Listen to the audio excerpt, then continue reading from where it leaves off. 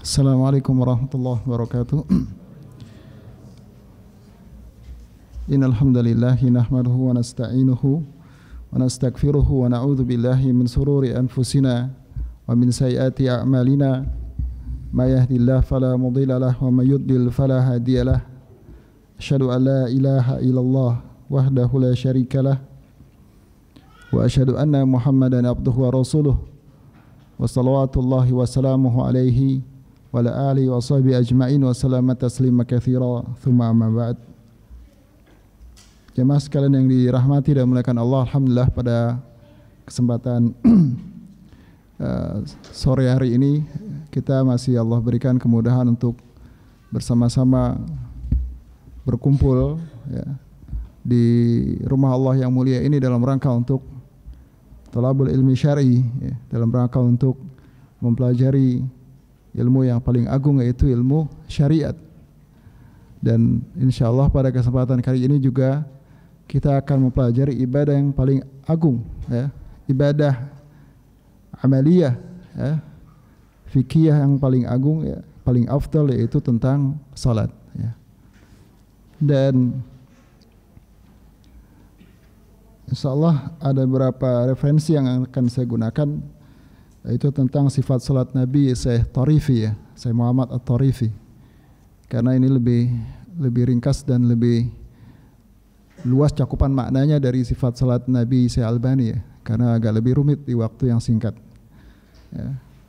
Dan tentunya kalau bicara tentang sifat salat dalam babul fikih, maka kita tidak membahas tentang bab-bab lainnya ya, atau masail yang lain ya. Kita tidak membahas tentang mubtilat, al-adab, kemudian juga membahas tentang sunan fi shalah ya, sunah-sunah atau yang membatalkan salat, atau syarat-syarat dalam salat ya, atau adab-adab ketika hendak atau sedang atau setelah salat atau zikir setelah salat. Ini di luar pembahasan dari sifat salat ya. Itu masuk kitabus salat masuk ke semuanya. Tapi kalau bicara tentang sifat salat, maka dia khusus bicara tentang apa yang Nabi ajarkan dari ibadah salat itu dari ketika awal sampai dia berakhir ya, apa yang Nabi ajarkan kepada sahabatnya ya, tentang bagaimana gerakan-gerakan atau bacaan-bacaan dari awal ibadah salat itu sampai taslim ya, sampai salam ya. Dan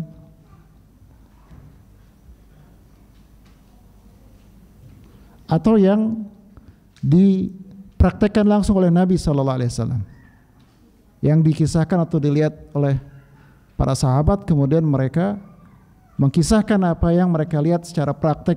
Terkadang Rasul memang sengaja memperlihatkan ya, masuk ke dalam hadis yang sallu kama ra'aitumuni usolli. Nah, ini hadis pokok ketika bicara tentang sifat salat Nabi. Salatlah kalian seperti atau sebagaimana aku salat ya. Dari sinilah kemudian istimbatnya tentang wajibnya seorang salat mengikuti bagaimana tata cara salat Nabi SAW.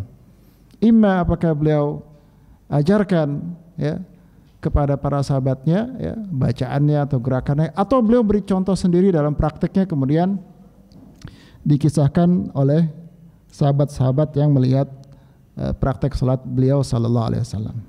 Nah, jemaah sekalian dirahmati dan dimuliakan Allah, bahwa tentunya ketika seorang salat dimulai dari takbir atau niat ya, dari berdiri, kemudian niat ya, berdiri istiqbalul kiblah, berdiri kemudian mustaqbilan ilal kiblah, qiyam menghadap kiblat ya. Dan berdiri ini harus dalam keadaan tegak dan diam ya. Dan mengarahkan ke arah kiblat, maksudnya seluruh bagian tubuh kita, yang bagian depan terutama fi sadr ini menghadap ke kiblat. Tidak miring ke kiri atau ke kanan ya. Atau kakinya salah satu ditekuk begini misalnya santai. Ini juga ya, bagian yang tidak disyariatkan ketika seorang salat ya. Dan masalah berdiri ini bagian dari rukun, di mana seorang yang tidak berdiri bisa batal atau tidak sah salatnya. Ya. Nah, saya tidak akan bahas ketika berjamaah berdirinya bagaimana, kapan mulai berdiri, apakah ketika iqamat sampai batas ini pembahasan yang panjang. Tapi ala kulli hal bahwa masalah berdiri ini ketika muazin itu kembali diserahkan keringanan bagi setiap orang yang hendak sholat berjamaah ya. Ya, dia bisa pas dari awal iqamat boleh berdiri atau dari sebelum iqamat boleh atau setelah qad qamatis shalah dan sebagainya. Di sini ada khilaf di antara ulama, tapi yang rajih ini semua ijtihad, tidak ada dalil yang khusus. Ya, dan bagi siapa saja yang mudah baginya untuk berdiri maka tafadhol silakan berdiri. Yang penting kalau sudah ada iqamat maka tidak boleh seseorang, wajib bagi dia untuk segera hadir bagi yang hendak sholat jamaah ke masjid. Bagi yang rumahnya agak jauh dia harus hadir, datang lebih cepat ya. Nah, ini kesimpulannya karena waktu kita tidak banyak ya ikhwan sekalian, hanya ada 2 kesempatan pertemuan, maka saya coba ringkas ya untuk beberapa poin yang kita anggap penting. Jadi ketika sifat sholat Nabi yang paling penting ada beberapa bagian. Pertama sikap berdiri ya, berdiri ini ada beberapa masail, ada beberapa permasalahan, yaitu dari masalah niat, kemudian takbir, kemudian membaca doa iftitah, kemudian ta'awudz, kemudian baca surat Al-Fatihah, kemudian saktatul imam ya, kapan imam itu diam, kemudian membaca surat-surat ya, membaca surat-surat ya, ketika salat, kemudian setelah itu baru ruku. Jadi ada berapa masail di berdiri itu ya, dari takbir, kemudian baca Al-Fatihah, kemudian ta'awudz, kemudian baca Al-Fatihah, ta'awudz, kemudian diamnya imam ya, saktatul imam, kapan imam itu diam, kemudian membaca surat.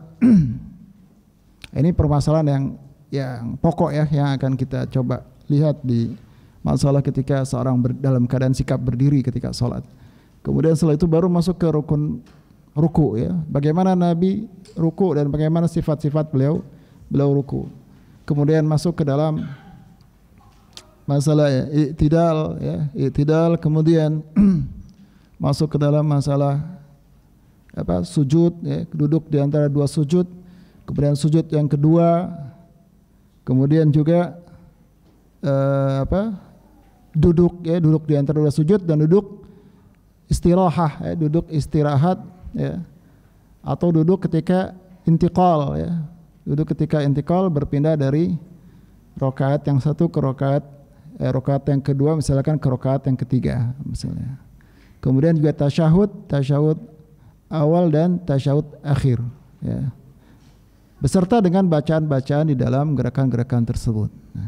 Dan perlu juga saya sampaikan bahwa hadza fi masail khilafiyah ijtihadiyah, bahwa masalah salat ini masalah yang banyak diikhtilafkan ya. Ada masalah yang menjadi pokok, ada masalah yang dijadikan perbedaan di kalangan ulama mengenai dawabitnya ya, tentang kriteria dan ketentuannya.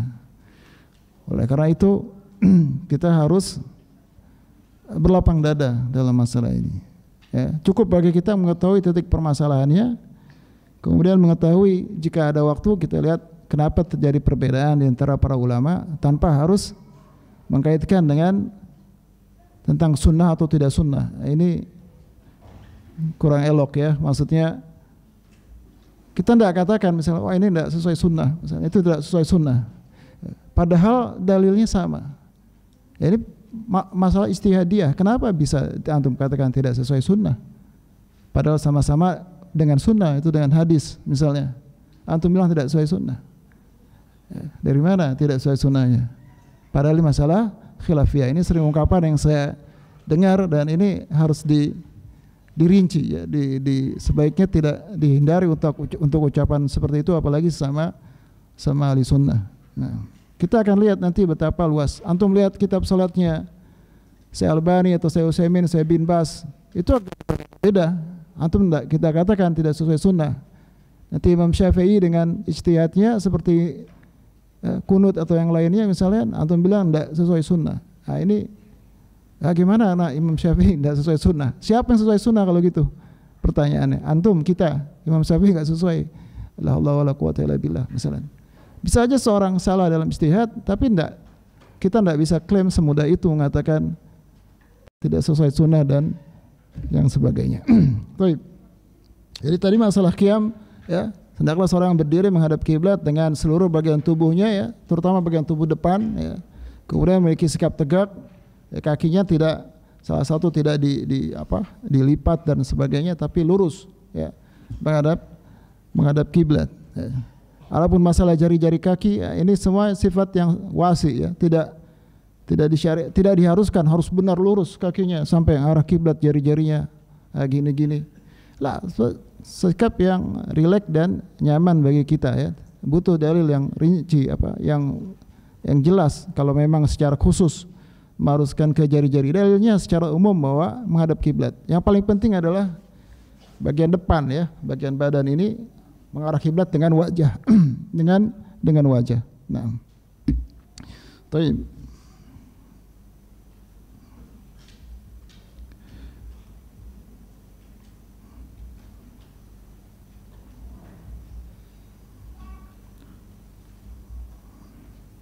Kemudian masalah niat, nah, ini juga sering menjadi perbincangan di antara kita. Hadisnya jelas, innamal a'malu binniyat wa innamal likulli imri'in ma nawa. Ma'ruf hadisnya, hadis Umar bin Khattab, yang di sini diistinbatkan bahwa salat itu harus dengan niat, ya. Kemudian tempatnya niat adalah di dalam hati, atau khalas, ini juga semua ulama sepakat, nggak ada yang berbeda. Antum lihat di mazhab manapun, mereka mengatakan niat itu di dalam hati. Nah, ya, jika ada wa mal ikhtalafa lisan wal qalb fal ibrah bima fil qalb, ya. Jika ada perbedaan, ya, di antara hati dan lisan, maka ya, ibrah yang dianggap itu adalah apa yang ada di dalam hati, ya. Nah, dan tidak ada perbedaan masalah ini, ya, kecuali di Imam Syafi'i, kecuali di Imam Syafi'i. Kemudian di mutaakhirin malah justru talafut bin niat ini jadi pendapat sebagian besar tentang mustahab, ya, disunahkan seorang melafadzkan dengan niat. Tapi dulu tidak ada, apalagi dengan lafadz tertentu, ya. Satu-satunya adalah penisbatan kepada Imam Syafi'i. Ya, ada beberapa riwayat tentang itu, ya. Tapi ada satu riwayat yang At-Tarifi sebutkan, dan ini kata beliau riwayatnya yang paling kasyams, seperti matahari, jelas bahwa memang Imam Syafi'i sempat dalam sholatnya itu melafadzkan apa yang ada di niat dia. Cuman saya cari tadi belum ketemu, ya, lafadznya. Tapi kurang lebih dia mengatakan bahwa beliau berniat untuk sholat menghadapkan wajahnya ke kiblat, ya. Kurang lebih seperti itu, ya, perkataan Imam Syafi'i. Dan ini yang paling kuat, ya, paling kuat bahwa memang menurut beliau Imam Syafi'i pernah melafadzkan dengan lafadz tersebut. Ala kulli hal, ya, dengan apa yang ada perbedaan itu, kita lihat bahwa Nabi sallallahu alaihi wasallam, ya, tidak pernah melafadzkan dengan niat dengan niat tertentu. Kemudian juga para imam yang lain selain Imam Syafi'i, ya, jika riwayat itu tepat, ya. Dan walau sepertinya riwayat itu benar. Tentunya perkataan Imam Syafi'i ini belum tentu bisa dimaknai bahwa beliau berarti sengaja, ya, dengan sengaja melafadzkan apa yang ada di dalam hati beliau, ya. Tapi yang jelas imam yang lain tidak melakukan seperti yang beliau lakukan, atau tidak ada riwayat yang menyebutkan seperti itu, ya. Tidak ada riwayat menyebutkan seperti itu. Maka dari Nabi dan para sahabat tidak ada riwayat menyebutkan tentang lafadz niat. Tentunya kalau itu penting, ya, tidak mungkin ditinggalkan talafut bin niat. Nah, ala kulli hal bahwa al-ibrah apa yang dikatakan oleh Rasulullah sallallahu alaihi wasallam, maka yang paling aman, ya, jika tidak perlu kita ucapkan, maka tidak perlu kita ucapkan. Kecuali kita dalam keguncangan atau yang lainnya, ya, boleh saja seorang melafadzkan niat seperti untuk menguatkan apa yang ada di dalam hatinya, ya, untuk menguatkan dalam hatinya. Dan kata niat itu sendiri secara bahasa kan diambil dari makna an-nawa. An-nawa itu artinya sesuatu yang di dalam, inti. Kalau buah itu ya biji lah, an-nawa. Jadi secara bahasa pun harusnya tidak perlu dimunculkan, karena tempatnya memang di dalam, ya. Ini kurang lebih beberapa tinjauan tentang niat. Dan hendaklah setiap seorang yang dia berniat dalam salat atau ibadah yang lain, ya, dia bisa niatkan dengan niat yang banyak, ya. Tidak hanya satu niat salat atau niat yang lainnya. Kalau bisa niat untuk ibadah, niat untuk taqarrub ilallah, ya, niat berjalan ke masjidnya, sehingga dia mendapatkan banyak pahala, ya, dengan beberapa niat yang dia tujukan dalam ibadah tersebut. Dan niat ini betul, ya, memang kalau kita misalkan dari rumah mau ke sini ke masjid, niat sudah pasang niat pastinya. Ya, orang tidak perlu melafadzkan niat, karena ketika kita hendak melakukan sesuatu pasti sudah ada niat. Kalau apa hal yang tidak mungkin, ya. Tapi hendaklah sebaiknya kita tidak menjadikan itu sekedar niat biasa. Nah, itu perlu. Ta'zimul fil ibadah, apalagi fis shalah, ya, pengagungan dalam ibadah, ya, ta'zimul ibadah apalagi dalam masalah salat, ini sangat perlu. Dan ini dianjurkan oleh para ulama. Maka hendaklah disertai dengan niat mengagungkan ibadah tersebut, termasuk ibadah salat, ya, dengan kecintaan dan sebagainya. Maka kalau bisa ketika kita sudah dekat waktu salat pun sudah dihadirkan kembali dengan niat, ya, dalam rangka untuk mentakzim, mengagungkan ibadah tersebut, sehingga dengan begitu pahalanya akan semakin besar, ya, pahalanya akan semakin besar. Ya, jamaah sekalian dirahmati dan dimuliakan Allah.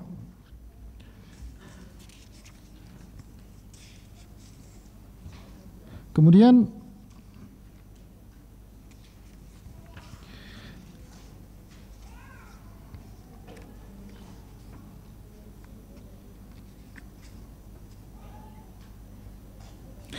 selanjutnya kita masuk ke takbiratul ihram, ya, takbiratul ihram. Takbiratul ihram adalah mulai ucapan seorang mengucapkan Allahu Akbar ketika seorang mulai salat, ya. Karena takbir ada takbirat, ada beberapa takbir, ya. Adapun takbiratul ihram adalah takbir yang ketika kita ucapkan ketika salat, ya. Dan hukumnya adalah wajib, ya. Hukumnya wajib.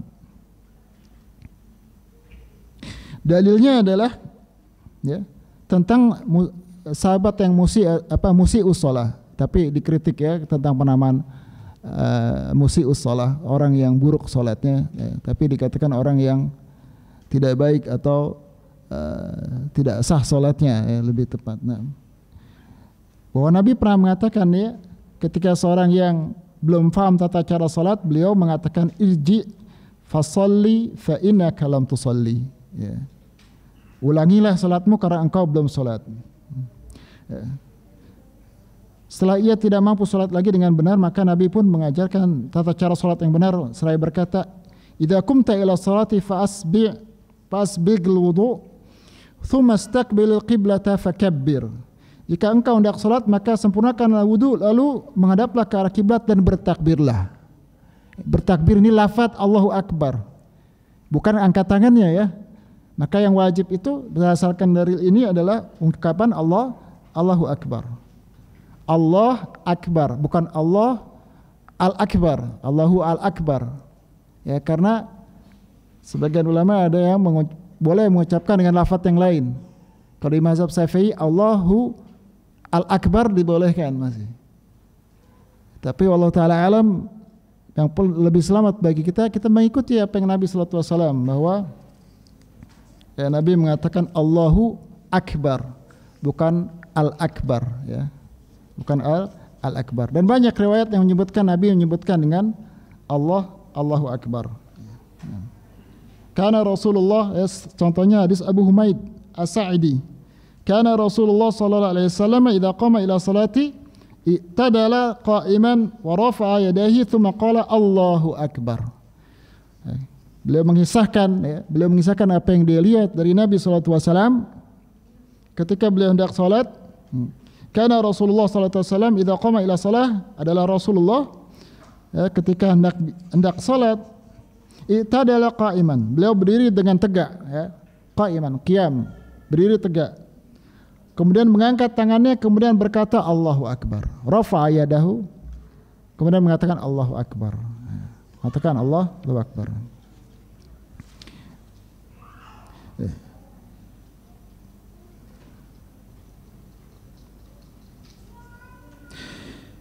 Syarat sah takbiratul ihram. Pertama, wajib mengiringi niat dengan takbiratul ihram ya, menurut Syafi'iyah, Malikiyah, dan para pendapat yang lain dari Ibnu Munzir ya.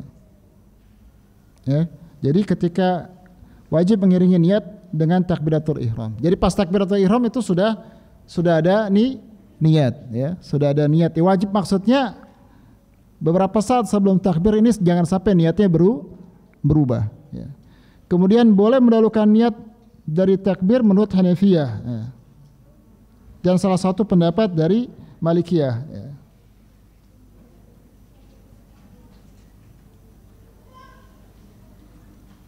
Nah, mendahulukan niat dari takbir menurut Hanafiyah dan Hanafiyah. Nah, dan ini lah pendapat yang terkuat ya. Maksudnya agak sulit kalau ketika dia melakukan takbir kemudian dengan niat ya. Tentunya sedikit sebelumnya itu yang paling memungkinkan, yang paling jelas ya, bahwa seorang pasti sudah berniat sebelum dia takbir untuk niat untuk salat ya. Niat untuk salat.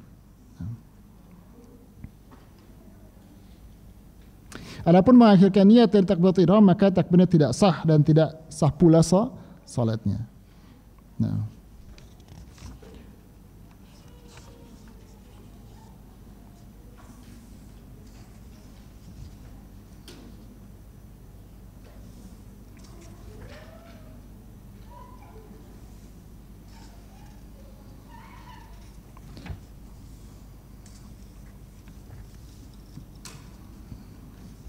Lalu bagaimana tata cara yang selanjutnya dilakukan orang ya, mengangkat tangan ini sunnah hukumnya ya, berdasarkan pendapat sebagian besar ulama. Begitu juga bersedekap ya. Kan tapi Nabi sallallahu alaihi wasallam tidak pernah meninggalkannya ya. Nabi sallallahu alaihi wasallam tidak pernah meninggalkannya. Nah.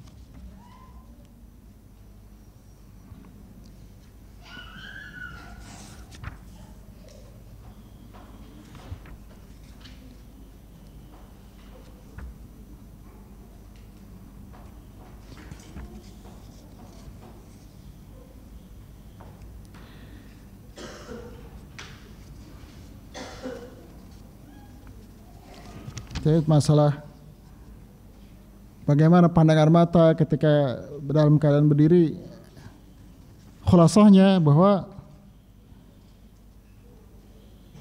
tidak ada dalil yang tepat ya, tidak ada dalil yang bukan tepat, tidak ada dalil yang secara shar'i yang jelas ya, yang sah, yang sahih di mana pandangan mata ketika seorang berdiri ketika salat ya, ketika berdiri ketika salat. Nah, adapun mengenai pandangan mata ke tempat sujud, ini adalah banyak dipraktekkan oleh sebagian ulama ya. Hendaklah seorang ketika sholat matanya tertuju pada tempat sujudnya dan tidak menoleh kemana-mana. Ini pendapat mayoritas ulama. Nah, juga pendapat dari Ashabur Ra'i ya, mazhab Hanafi. Kemudian juga pendapat dari Muslim, Yasar, Ishaq Ruwai dan yang lainnya. Wa hadza qawlu awami ahli ilmi ghairu Malik. Ini adalah pendapat sebagian besar ahli ilmi kecuali Malik.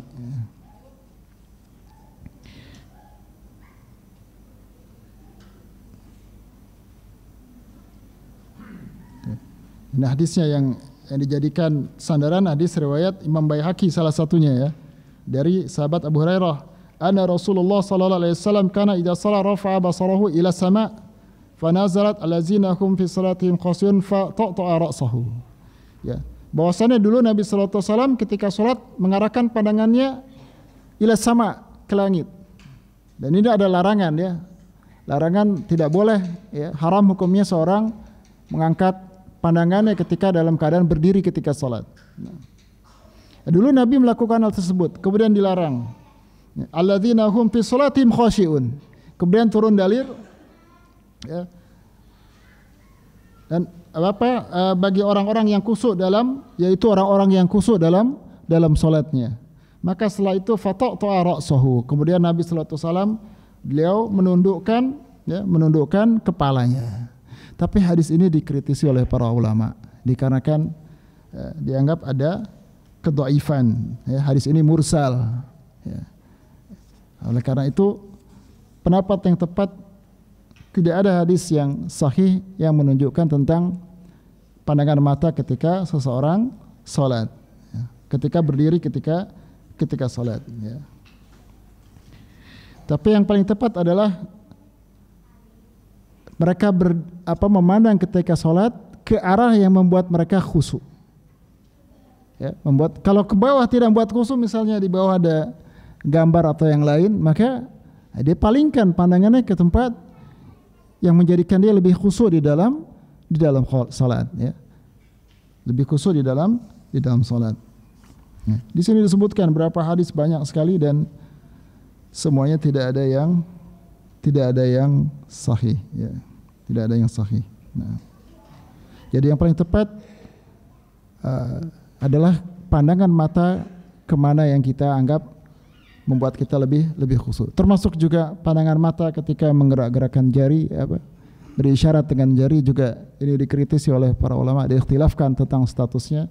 Ya, ada yang sebagian mengatakan bahwa hadisnya lemah, sehingga dan bertentangan dengan khusyuk. Maksudnya jika seorang menganggap, ya, dengan melihat jari ini malah membuat dia tidak khusyuk, matanya ngeliatin jarinya, maka dia tidak disyariatkan untuk melihat jarinya, tapi lihat ke yang membuat dia khusyuk, ya. Wallahu ta'ala, ini yang saya pribadi lebih condong dengan pendapat tersebut, ya.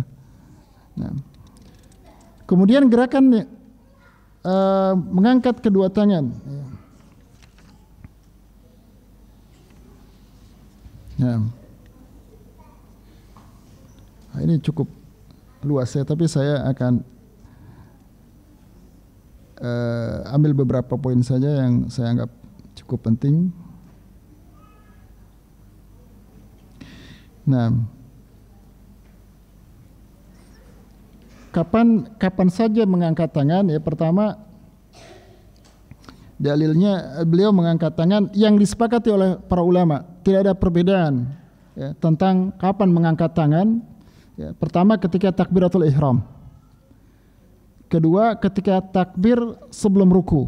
Takbiratul ihram sepakat. Kemudian takbir sebelum ruku. Sebelum ruku takbir Allahu Akbar dengan angkat tangan ruku. Kemudian takbir bangkit dari ruku, i'tidal, ya, dari ruku. Kemudian takbir bangkit dari rakaat kedua dan tasyahud awal, ya.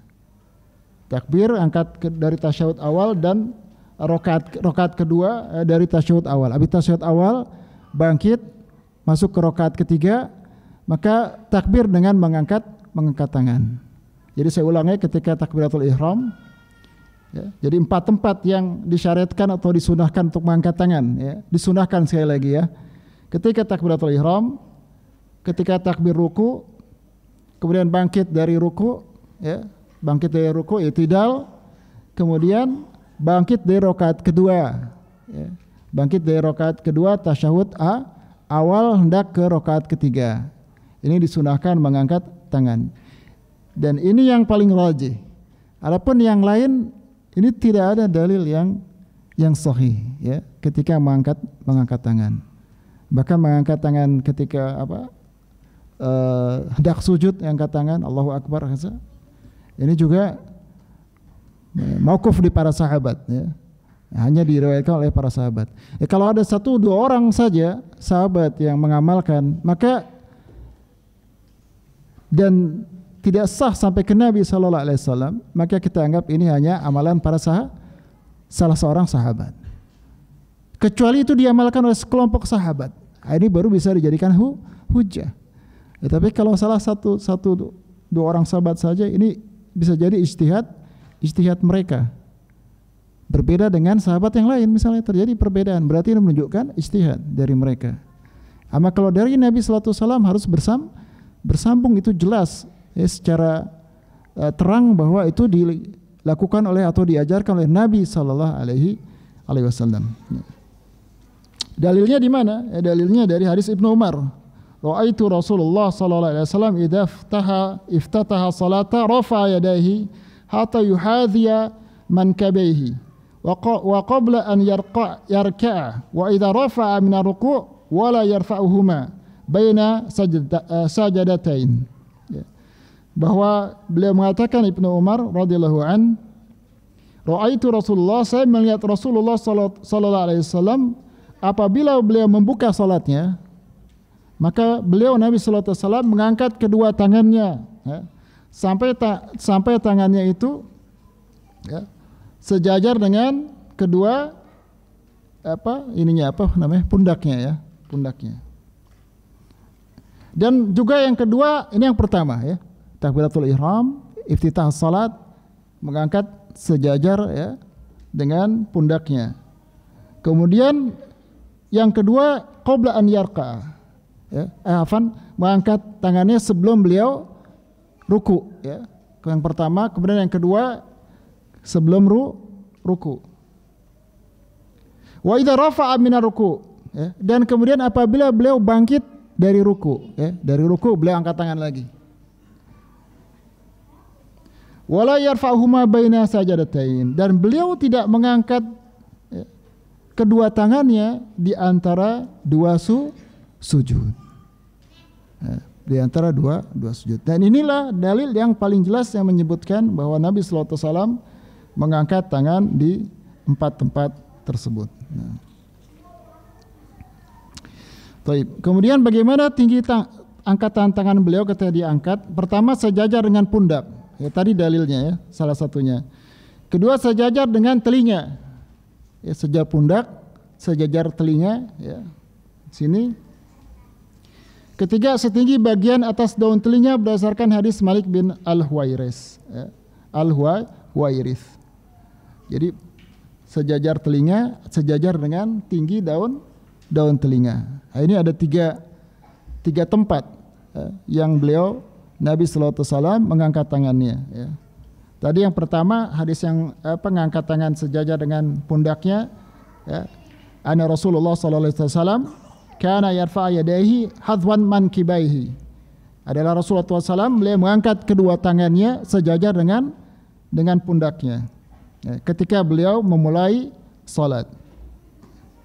Yang kedua, sejajar dengan telinganya berdasarkan hadis Al-Bara' bin Azib ya. Karena Rasulullah sallallahu alaihi wasallam bi iftitah salat rafa yadayhi hatta takuna hadwan udhunayhi. Adalah Rasulullah sallallahu alaihi wasallam ketika beliau salat, beliau mengangkat kedua tangannya hatta yakuna, sampai keduanya hadwa udhunayhi, sejajar dengan kedua telinganya ya. Sejajar dengan kedua telinganya. Kemudian yang ketiga, hatta yuhadhi bihima furu'a udhunayhi. Beliau ketika hendak sholat mengangkat kedua tangannya sampai sejajar dengan bagian atas daun telinganya. Bagian atas daun telinga. Jadi bagian atas daun telinga di sini ya, kurang lebih ada yang sama dengan sejajar telinga, daun telinga, ada yang sejajar dengan pundak. Ya. Semuanya hadis-hadisnya, wallahu ta'ala, hadis-hadisnya semuanya boleh dan bisa diamalkan ya. Bisa diamalkan. Nah.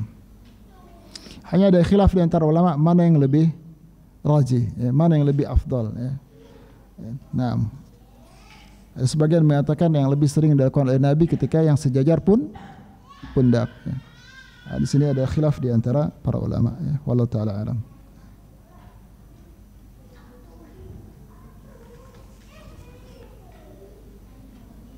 Baik. Ini baru takbir ya. Nah.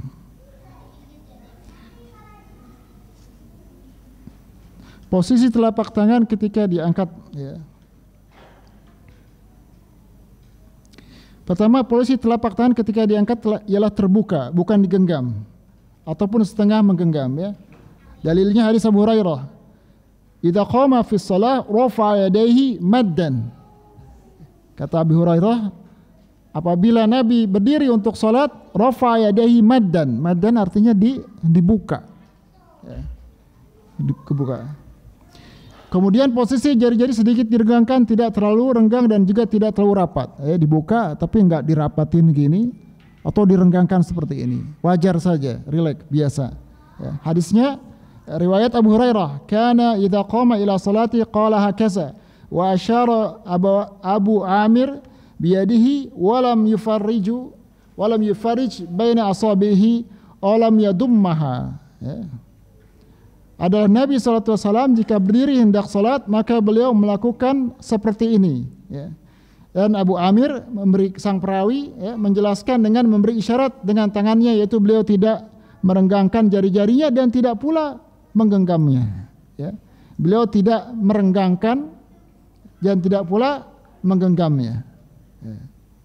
Jadi ini dicontohkan oleh Abu Hurairah bahwa Nabi kalau salat mengangkat tangan tidak dilebarkan begini dan tidak digenggamkan, ya. Dibuka tapi tidak dirapatkan secara paksa atau juga tidak direnggangkan berlebihan, ya, secara paksa. Nah,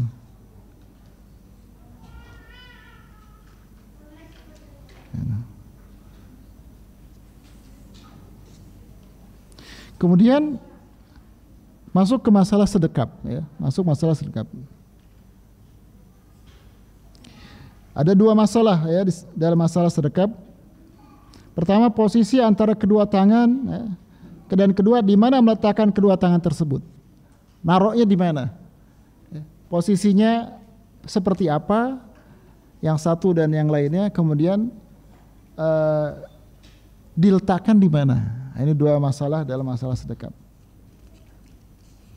Pertama, meletakkan tangan kanan di atas pergelangan tangan kiri. Ada 3 model. Yang pertama, diletakkan di atas pergelangan. Kana nasu yu'maruna an yada'a rajul yada ayumna ala zira'ihi yusra fi shalah. Ya. Dahulu orang-orang diperintahkan untuk meletakkan telapak tangan kanan, ya. Yu'maru an yada'a rajulu al yada yumna, tangan yang kanan itu tangan telapak kanan, ala dhira'ihi al-yusra fi shalah. Diperintahkan meletakkan tangan kanan di atas tangan kiri. Ya. Gini, ya, letakkan di atas tangan kanan di atas tangan kiri. Kedua, tangan kanan menggenggam tangan kiri. Menggenggam tangan kiri di pergelangannya. Ra'aitu Rasulullah sallallahu alaihi wasallam idza kana qa'iman fi salati qabada bi yaminihi ala shimalihi. Berkata sahabat Wa'il bin Hujr, ia berkata, ra'aitu Rasulullah, saya melihat Rasulullah sallallahu alaihi wasallam idza kana qa'iman fi salah, jika beliau berdiri di salat, qabada bi yaminihi ala shimalihi, maka beliau menggenggam tangan kanannya dengan tangan kiri. Ini posisi yang kedua. Yang pertama tadi dibuka, tidak digenggam. Yang selanjutnya dengan digenggam, ya, digenggam begini. Nah. Kemudian posisi yang ketiga, meletakkan sebagian telapak tangan kanan di punggung telapak tangan kiri. Sebagiannya lagi, bagian yang lebih depan di pergelangan tangan kiri. Ya, agak sah. Dan jari-jari tangan kanan di atas lengan tangan kiri. Ya, jari-jari tangan kanan di atas lengan tangan kiri. Ini lengan, ya, maksudnya zira, lengan dia di sini. Jadi tadi gini atau genggam seperti ini, gini atau genggam, selanjutnya dia di atas seperti ini. Nah, tsumma wada'a, hadisnya hadis Wa'il bin Hujr juga. Tsumma wada'a yadahu al-yumna ala zahri kaffayhi al-yusra wa rusghi wa sa'idi. Lalu Nabi SAW meletakkan tangan kanannya ala zahri kaffayhi al-yusra, meletakkan tangan kanannya di atas punggung telapak tangan, pergelangan serta lengan tangan kirinya, ya. Di atas punggung telapak tangan, di atas pergelangan serta di atas pergelangan di sini maksudnya, ya. Ya, serta lengan tangan kirinya. Di atas pergelangan, di atas lengan. Kemudian digenggam seperti ini.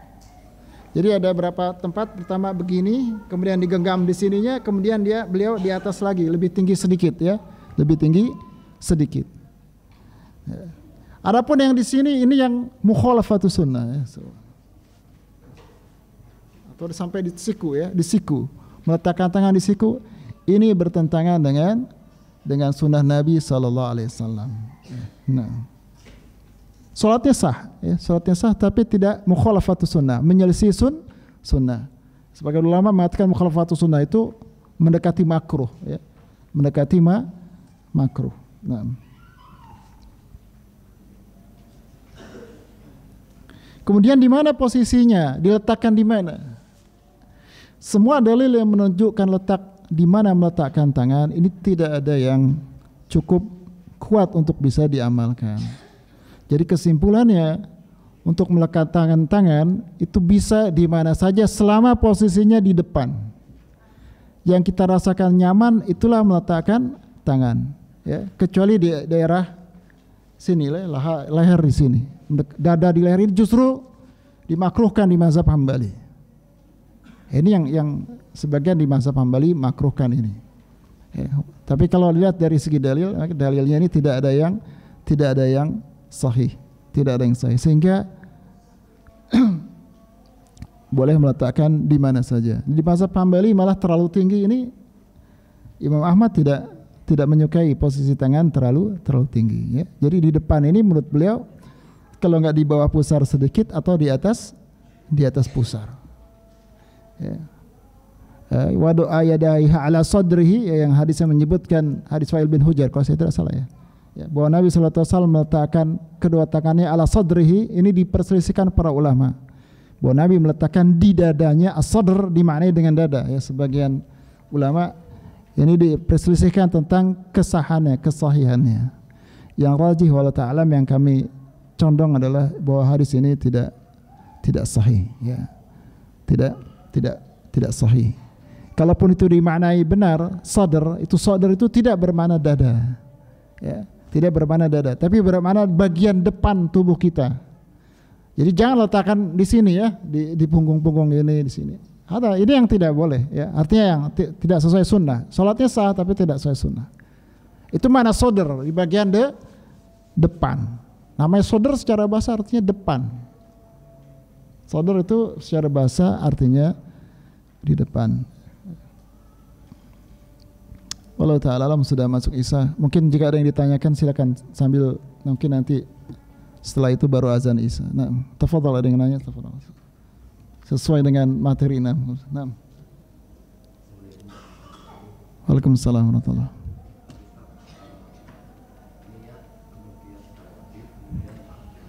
Ya.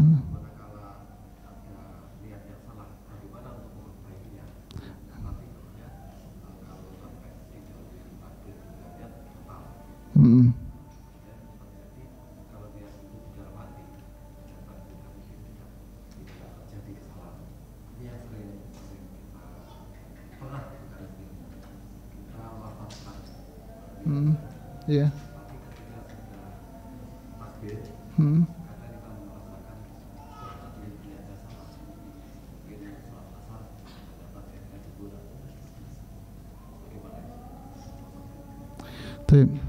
Jika itu terjadi ya, orang niat zuhur kemudian ternyata salat asar misalnya, maka tidak sah salatnya. Dia harus ulang salatnya, i'adatus shalah.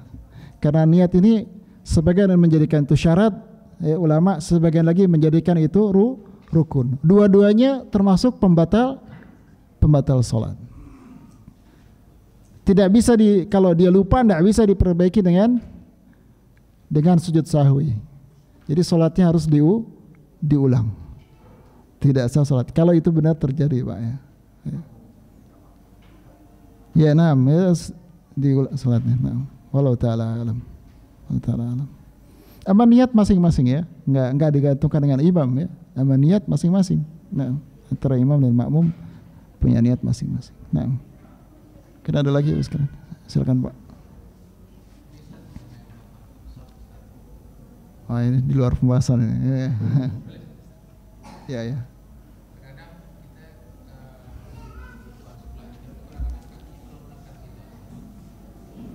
Nah.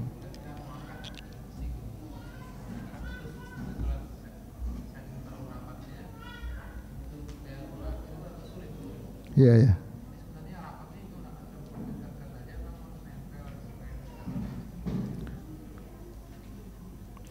Saya bacakan perkataan saya Torifi, saya carikan dulu saya.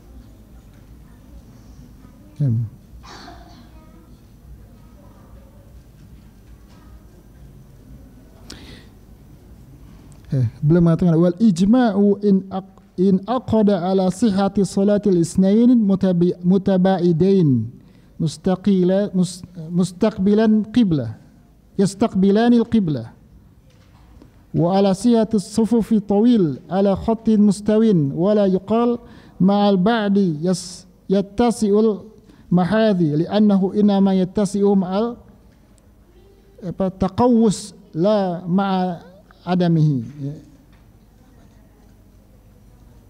ma'al adamihi. Nah, jadi beliau mengatakan telah sepakat in aqada ala sihhati salatil isnain mutabaidain. Telah sepakat para ulama akan sahnya salat dua orang mutabaidaini yang saling berjauhan, tidak rapat. Yastaqbilani qiblah, yang dimana keduanya menghadap kiblat wahidah, kiblat yang satu. Ya. Wa alas, dan juga bersepakat atas sahnya salat saf yang panjang dalam batas yang lurus. Ya. Mereka tidak mengatakan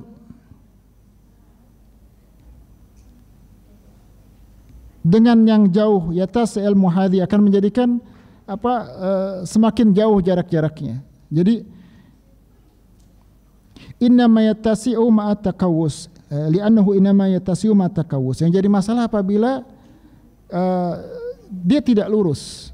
Jadi kalau dia lurus walaupun agak berjarak, maka salatnya tetap sah. Yang jadi masalah jangan sampai tidak lurus. Ya takoyus, bengkok-bengkok. Nah, ini yang justru yang terlarang. Terus bagaimana, apakah harus dikaitkan? Nah, ini ada pembahasan khusus tentang masalah ini ya, tentang yang dimaksud dengan merapatkan saf ini bukan berarti harus menggencet kaki ikhwan yang lain. Nah, ini tidak ada yang dipahami kayak kalau menurut beliau tadi saya coba cari tapi nggak ketemu, saya lupa di mana ya, karena bukan di urutan yang ini beliau tuliskan.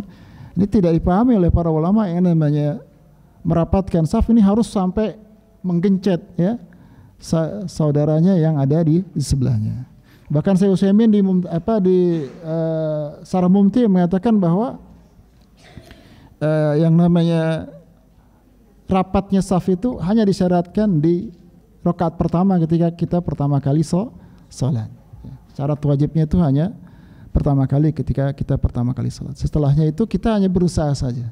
Ya, karena enggak mungkin suatu hal yang agak susah ya untuk melakukan itu. Kalau ada orang yang bukan kakinya lebih kecil ya, kita harus cari-cari ya gitu. Padahal ininya sudah mentok ya. Ini cara pemahaman seperti ini yang harus kita luruskan ya. Jadi tidak dimaknai dengan harus menggencet ya. Cukup dengan rapat ya, sudah agak dekat pun itu sudah dikatakan merapatkan saf. Mungkin nanti kalau ada ketemu saya akan bacakan lagi pembahasan ini, cukup panjang. Mungkin satu lagi ya, kalau ada yang mau bertanya silakan Pak. Ya silakan. Mungkin nanti yang selebihnya mungkin subuh ya, insyaallah ntar subuh. Ya.